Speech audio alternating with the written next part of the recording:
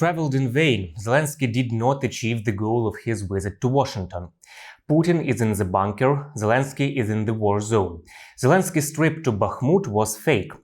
Taking Kyiv in 3 days, Ukrainian Commander-in-Chief Zaluzhnyi is afraid of Russian General Surovikin. Detector Media did all the dirty fact-checking work for you. We have separated real facts from those of a parallel universe.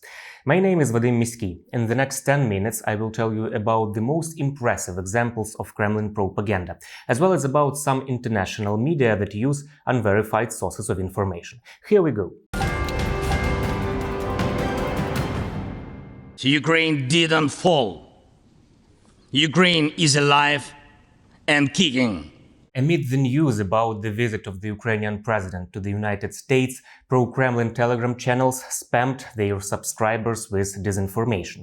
Detector Media analysts identified the most common of them. The central manipulation is that Volodymyr Zelenskyy failed to achieve the goal of his visit to Washington. But here is what Joe Biden said. Today, I'm announcing the next tranche of our security assistance to Ukraine. $1.85 billion package of security assistance that includes both direct transfers of equipment that Ukraine needs, as well as contracts to supply ammunition Ukraine will need in the months ahead for its artillery, its tanks, and its rocket launchers. Critically, in addition to these new capabilities, like precision aerial munitions, the package will include a Patriot missile battery, which will train Ukrainian forces to operate as part of the ongoing effort to help bolster Ukraine's air defense. It's going to take some time to complete the necessary training, but the Patriot battery will be another critical asset for Ukraine as it defends itself against Russian aggression. Another manipulation around the visit of the Ukrainian president to the United States is that Zelenskyy is getting prepared for negotiations with Putin. Here is the statement of the president of Ukraine. I believe there should be no taboos between us in our alliance. Ukraine never asked the American soldiers to fight on our land instead of us. I assure you that Ukrainian soldiers can perfectly operate American tanks and planes themselves.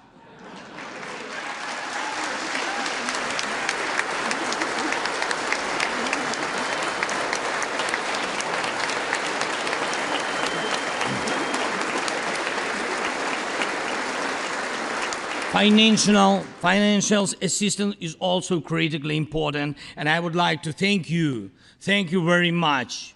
Thank you for both financial packages you have already provided us with and the ones you may be willing to decide on. Your money is not charity. It's an investment in the global security and democracy that we handle in the most responsible way.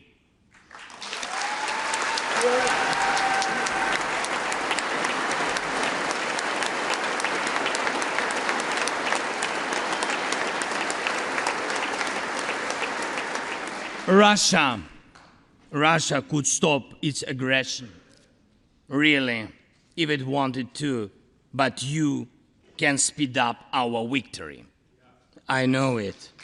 It is Putin who is actually counting on negotiations. Конфликты, все вооруженные конфликты заканчиваются так или иначе какими-то переговорами на дипломатическом треке. А мы не отказывались никогда. Это руководство Украины само себе запретило вести переговоры. Also, pro-Kremlin Telegram channels spread the claim that Zelenskyy was going to the United States solely to squeeze out even more money. However, according to the anonymous writers, this will not be that easy. After all, American congressmen are supposedly unfriendly towards Zelenskyy. Yeah, 2 whole minutes of the standing applause is indeed very unfriendly. Here is another manipulation. The initiator and sponsor of Zelenskyy's trip to the United States was the so-called gun lobby. This is what Russian Telegram channels call people who supposedly earn billions on the supply of Western weapons to Ukraine. This is an unsuccessful attempt by propagandists to downplay Washington's armed support. Another lie of the Kremlin propaganda is that the president of Ukraine was invited to the White House with the intention to find his weaknesses and understand how to trick him. No comment. By spreading such messages, propagandists want to create the impression that Ukraine will be left without support in the near future. This is a lie. The proof is that the US Senate has approved the government budget for 2023, which includes $45 billion in aid to Ukraine. Я хочу вам подякувати за те, що ви зберегли найголовніше – землю, бажання жити, Україну, наш прапор, наші кольори. Ви абсолютно героїчні люди. Я хочу вам сказати, тут на Донбасі ви захищаєте всю Україну. Putin is in the bunker, Zelenskyy is in the war zone. This inspires Kremlin propagandists to spread another serving of fakes. For example, that Zelensky's trip to Bakhmut was staged. They claim that with the use of Western editing technologies, anything can be arranged for him, even a trip to the Kremlin. But in this case, the propagandists rely on their own experience. Just to mention Putin's fake meeting with the fake mothers of the mobilized.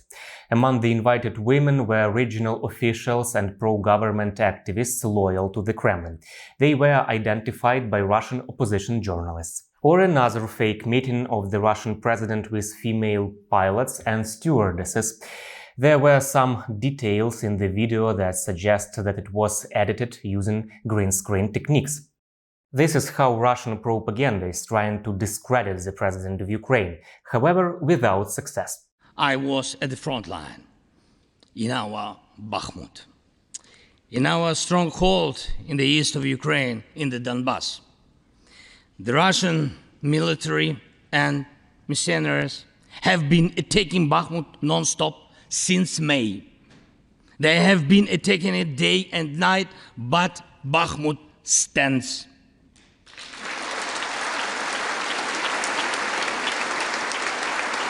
Last year, 70,000 people lived there in Bakhmut, in this city, and now only few civilians stay. Every inch of that land is soaked in blood. Roaring guns sound every hour. Trenches in the Donbas change hands several times a day in fierce combat and even hand fighting. But the Ukrainian Donbas stands.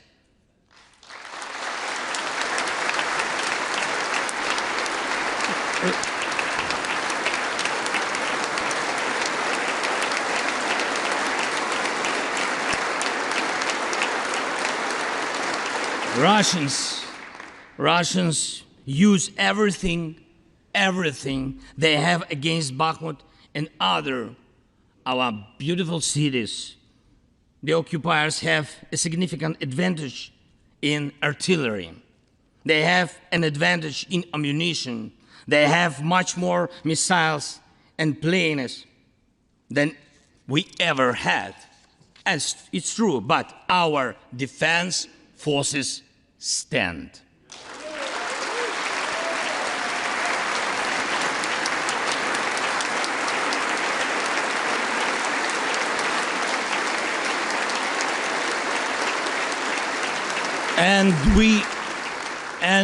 And we all are proud of them. Meanwhile, Kremlin's propagandists are paving their own way to The Hague.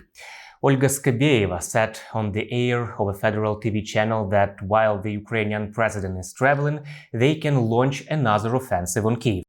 То есть Зеленский практически неделю проведет в разъездах, а значит, надо брать Киев.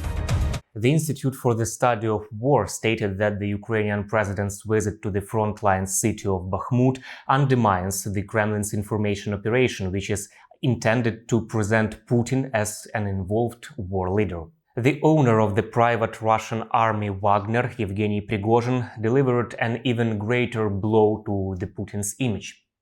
He tried to raise the authority of the Russian president amid Zelensky's visit to Bakhmut with no success. This was mentioned in the ISW report. Prigozhin published a video where he said that he had come to the front line near Bakhmut to talk to Zelenskyy.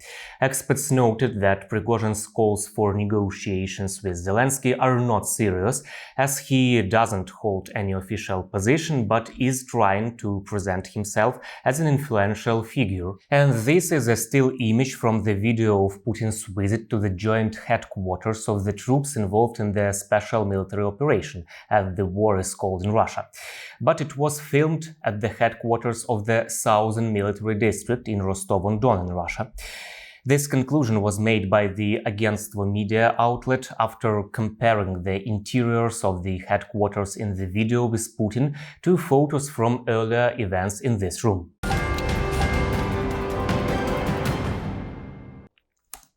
Ukrainian Commander-in-Chief Zaluzhnyi is afraid of Russian General Surovikin. This fake is being spread by Russian propaganda media.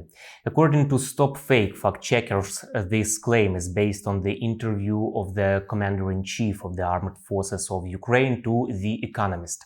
Zaluzhny's interview is real, but he did not say that he was afraid of Surovikin. This is a fake. The Soviet army welcomed and enforced one concept: the commander.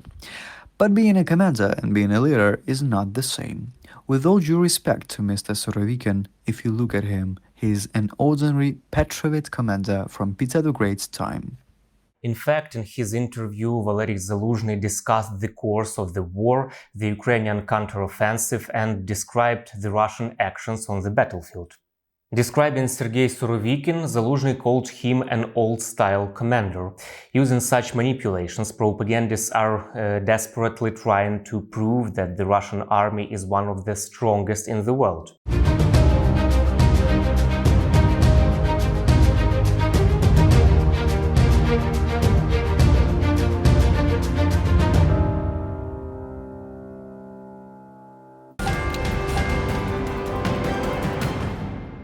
The Western call for Russia to withdraw its troops from Ukraine is an attempt to draw attention away from corruption in the EU.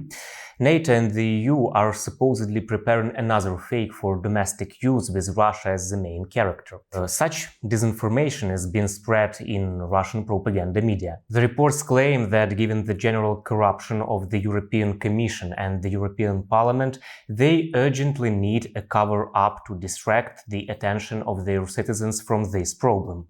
Analysts of the EU versus Disinfo project noted this.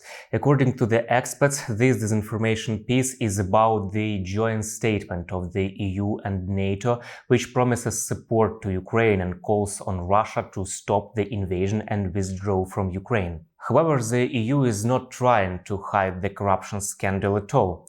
I would like to remind you that former Vice President of the European Parliament, Eva Kaili, was among the 4 persons detained and accused by the Belgian prosecutor's office of participation in a criminal organization, money laundering and corruption. However, the EU is not trying to hide the corruption scandal at all. I would like to remind you that former Vice President of the European Parliament, Eva Kaili, was among the 4 persons detained and accused by the Belgian prosecutor's office of participation in a criminal organization, money laundering and corruption. Corruption is a crime. It has to be prosecuted. And we have full confidence and trust in the Belgian authorities who have the responsibility and thus the authority to deal with that file. But of course, events like that, corruption like that, erodes the trust of the public in the institutions. And this is painful. And we have to work hard to gain again trust and confidence. The European Parliament has voted today on a resolution that shows the path forward. And I'm very much looking forward to work very closely with the President of the European Parliament on the points that are concerning our 2 institutions.